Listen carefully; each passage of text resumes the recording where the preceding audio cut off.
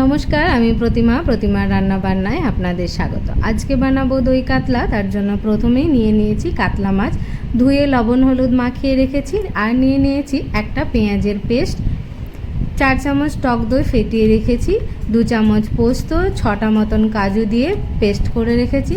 আর নিয়ে নিয়েছি রসুনের পেস্ট আর আদা জিরে কাঁচা লঙ্কার পেস্ট, সাথে একটু মৌরি দিয়েও পেস্ট করে নিয়েছি। এবার কড়াইয়ে তেল গরম করে কাতলা মাছগুলি এপিট ওপিট করে লাল লাল করে ভেজে নেব। দেখুন মাছ ভাজা হয়ে গেছে। এখন তুলে নিয়ে ওই কড়াইয়ে দিয়ে দেব গোটা গরম মশলা, এলাচ, লবঙ্গ, দারচিনি।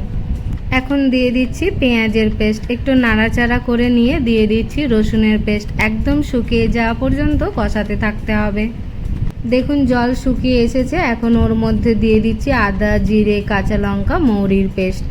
কষিয়ে নেব যতক্ষণ না পর্যন্ত আদা জিরের কাঁচা ভাবটি যাচ্ছে। আদা জিরে দিয়েও কষানো হয়ে গেছে। এখন দিয়ে দিয়েছি পোস্ত আর কাজুর পেস্ট।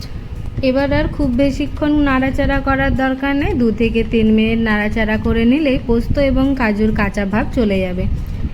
এখন দিয়ে দিচ্ছি ওই যে ফেটিয়ে রাখা 4 চামচ টক দই। দই দেওয়ার পরেও 2 মিনিট নাড়াচাড়া করে নিয়ে দিয়ে দিচ্ছি জল। যারা আমার চ্যানেলে নতুন রয়েছেন তারা আমার চ্যানেলটি সাবস্ক্রাইব করে পাশে থাকা বেল আইকনটি ক্লিক করে রাখবেন রান্নার নতুন নতুন ভিডিওগুলি সবার আগে দেখার জন্য। মাছের গ্রেভিটা যতটা চাইছেন সেই অনুযায়ী জল দেবেন। এই সময় লবণটা একটু চেক করে নেবেন, যদি কম হয় তাহলে দিয়ে দেবেন। এবার দিয়ে দিচ্ছি ছোট চামচের 1/2 চামচ চিনি। ফুটে উঠেছে। এখন দিয়ে দেব ভেজে রাখা মাছগুলি। ভিডিও ভালো লাগলে লাইক শেয়ার কমেন্ট করে পাশে থাকবেন।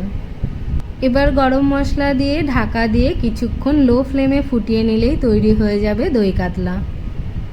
রোজ রোজ একইভাবে মাছের ঝোল না বানিয়ে একবার এইভাবেও মাছের তরকারি বানিয়ে দেখতে পারেন, খেতে কিন্তু খুব সুন্দর লাগবে।